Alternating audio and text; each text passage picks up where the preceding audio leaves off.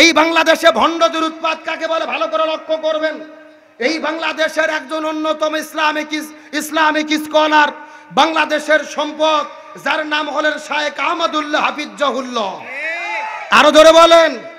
সাম্প্রতিক তার একটা ফতুয়াকে কেন্দ্র করে, তার একটা আলোচনাকে কেন্দ্র করে বাংলাদেশে তুমুল আলোচনা সমালোচনা চলছে।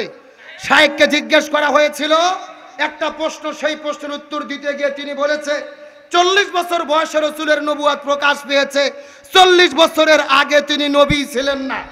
এই আলোচনাকে কেন্দ্র করে পুরো বাংলাদেশের মধ্যে তোলপাড়। বিশেষ করে বাংলাদেশের একজন আলোচক মুফতি গিয়াসউদ্দিন আত-তাহিরি শায়েখ আহমদুল্লাহ হুজুরের বিরোধিতা করতে গিয়ে এক মাহফিলে গিয়ে বলেছে, শায়েখ আহমদুল্লাহ হুজুরের 2 গালে জুতো মারো তালে তালে, জোরে বলেন নাউজুবিল্লাহ। আমি একটা কথা সুস্পষ্ট করে বলতে চাই, আলোচক বোন যখন আলোচনা করেন, আলোচনার মধ্যে কম বাড়া হতে পারে, ভুল ভ্রান্তি হতে পারে, কিন্তু শায়েখ আহমদুল্লাহ হুজুরকে গিয়াসউদ্দিন তাহিরির মাহফিল থেকে জুতো মারার স্লোগান তোলা হয়েছে। আমরা তাহিরিকে বলতে চাই, এর জন্য যদি তুমি ক্ষমা না চাও, এই জুতো তোমার গালেই পড়তে পারে। তার কারণ কি লক্ষ্য করে ভালো করে বুঝবেন। তার আলোচনার মধ্যে বলতে গিয়ে শায়েখ আহমদুল্লাহ হুজুরকে কাফের বলে ফতুয়া দিয়েছে, কুফুরির ফতুয়া দিয়েছে, তাকে বলেছে কাজ্জাব, তাকে বলেছে দাজ্জাল, তাকে বলেছে রাসূলের দুশমন। খুব ভালো করে বুঝবেন, শায়েখ আহমদুল্লাহ হুজুর নবী নয়, রাসূল নয়, ফেরেশতা নয়। আলোচনায় ভুল হতে পারে, আপনি ভুলের সমালোচনা করেন, দলিল দিয়ে কথা বলেন, কিন্তু তাকে আপনি কাজ্জাব বলবেন, দাজ্জাল বলবেন, 48 ঘন্টার আলটিমেটাম দেবেন, 24 ঘন্টার আলটিমেটাম দেবেন, তার বিরুদ্ধে মামলা দেবেন, এটা বাংলাদেশের মুসলমানরা সহ্য করতে পারবে না। শায়েখ আহমদুল্লাহ হুজুরের একটা ফতুয়াকে কেন্দ্র করে, আলোচনাকে কেন্দ্র করে আপনি মামলা করতে যাচ্ছেন। আমরা তাহিরি ভাইকে মনে করে দিতে চাই, 1 বছর আগে আপনি একটা গান বলেছিলেন, আল্লাহর ধন রাসূলকে দিয়ে আল্লাহ গেল গায়েব হয়ে। নাউজুবিল্লাহ কোন? রাসূলের ধন খাজাই পাইয়া শুয়ে আছে আজমিরেতে, কেউ ফেরে না খালি হাতে খাজা বাবার দরবার থেকে। নাউজুবিল্লাহ কোন? এই যে তিনি বললেন আল্লাহর ধন রাসূলকে দিয়ে আল্লাহ গেছে গায়েব হইয়া, এই কথা বললে কি মান থাকে? সরাসরি আল্লাহর অস্তিত্বকে অস্বীকার করা হয়, আল্লাহর সঙ্গে কুপুরি করা হয়, রাসূলের সঙ্গে কুপুরি করা হয়। আমরা তাহিরিকে বলতে চাই, শায়েখ আহমদুল্লাহ হুজুরের বিরুদ্ধে যদি তুমি একটা মামলা করো, এই শিরিকের গান বলার জন্য বাংলাদেশের 64 জেলা থেকে তোমার জন্য 100টা মামলা করা হবে। তার কারণ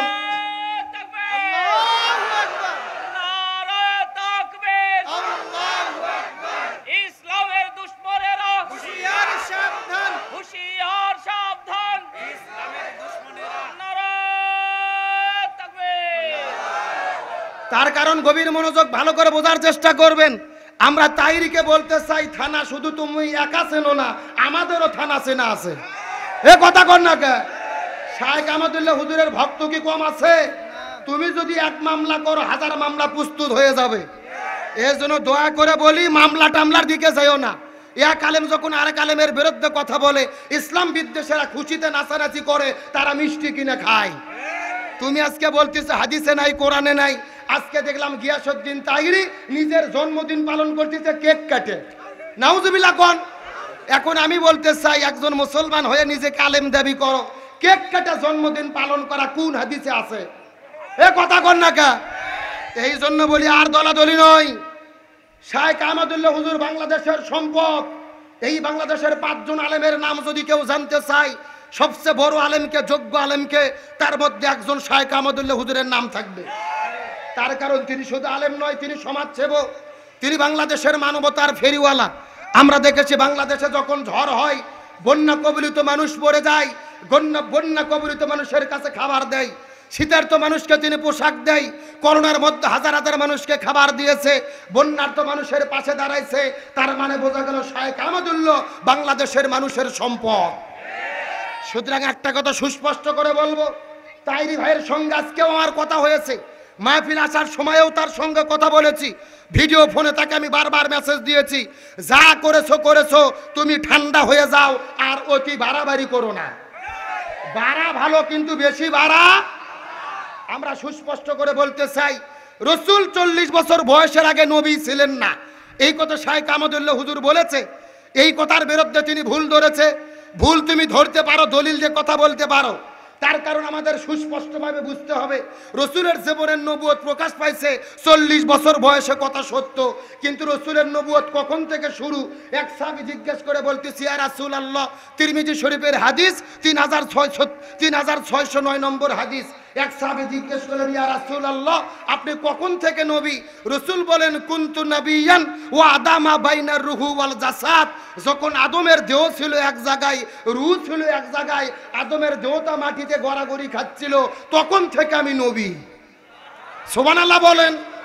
তার মানে বোঝা গেল আমার নবী নবী হিসেবে নির্ধারিত হয়েছে আদম নবীর সৃষ্টির আগে, কিন্তু নবী হিসেবে প্রকাশ পাইছে 40 বছর বয়সে। নবুয়ত নির্ধারণ হওয়া আর প্রকাশিত হওয়া এক জিনিস নয়। কথা বলে না কেন? ব্যাখ্যাটা ভালো করে বুঝতে হবে। সুতরাং তাইরিকে বলতে চাই, যা করেছো থেমে যাও, আর লাপালাপি করো না।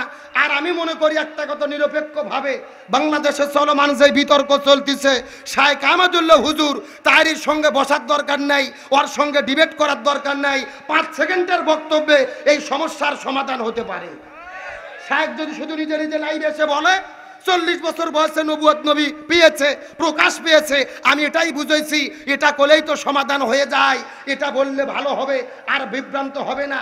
অনেকেই বলতেছে না, তাইরির কথার জবাব দেওয়া যাবে না, কুকুরের কাম কুকুর করেছে, কামড় দিয়েছে পাই, তাই বলে কুকুরের পাই কি মানুষের কামড়ানো শোভা পায়? এটা সকলের দাবি, কিন্তু আমি বলবো না। একটা কথা বলার কারণে কুকুরের যদি কামড়ানো বন্ধ হয়, হইচই বন্ধ হয়, তাহলে কথাটা বলা দরকার। কথা কর না কে? আমরা আর দলাদলি চাই না। আমরা সকল আলেম যদি একদল হতে না পারি, এই বাংলাদেশে মুসলমানদের আরো 12টা বাজবে। কিন্তু আমাদের জন্য দুর্ভাগ্য, বাংলাদেশের আলেমরা আমরা একদল হতে পারিনি। আজকে দেখলাম গত 3 দিন আগে আদালতে, এই যে আমার প্রিয় ভাই হারুনুর রশিদ আছেন, সবসময় মুফতি আমির হামজা ভাইয়ের সঙ্গে থাকেন, কুষ্টিয়া ভার্সিটিতে তিনি পড়াশোনা করে, আদালতে একই চেয়ারে বসে আছে মুফতি আমির হামজা, মুফতি আলী হাসান ওসামা, তারপরে মুফতি মাহমুদুল হাসান গুনবি, একই চেয়ারে অসহায় হয়ে বসে আছে। আমি বলতে চাই, আদালতের বারান্দায় যাইয়ে যদি আমরা এক হতে পারি, আমরা ময়দানে কেন এক হতে পারলাম না? আমরা যদি ময়দানে এক হতে পারতাম, আমাদেরকে আদালতের বারান্দায় যাওয়া লাগতো না, আমাদেরকে কারাগারে বন্দী হওয়া লাগতো না। আজকে বাংলাদেশে এক হুজুর যখন আর এক হুজুরের বিরুদ্ধে লেগেছি, এক হুজুর আর এক হুজুরের বিরুদ্ধে ফতোয়া দেওয়া শুরু করেছি, তখনই আমাদেরকে জালেমেরা জুলুম করার সুযোগ পেয়ে গেছে। এই জন্য বলি, আর দলাদলি করার সময় নেই। আল্লাহ আমাদেরকে যতদিন বেঁচে রাখে, আওয়ামী লীগ, বিএনপি, জামাত, জাতীয় পার্টি বুঝি না, আমাদের পরিচয় মুসলমান, আর আমাদের সংবিধান হলো আল কোরআন। ওই মুসলমান পরিচয় মেনে, সংবিধানকে কোরআন মেনে এই জমিনে যতদিন বেঁচে আছি, এক দল হয়ে এই জমিনের ভেতরে জীবন পরিচালনা করতে কারা কারা যে আছেন, দুটি হাত আল্লাহকে তুলে দেখান।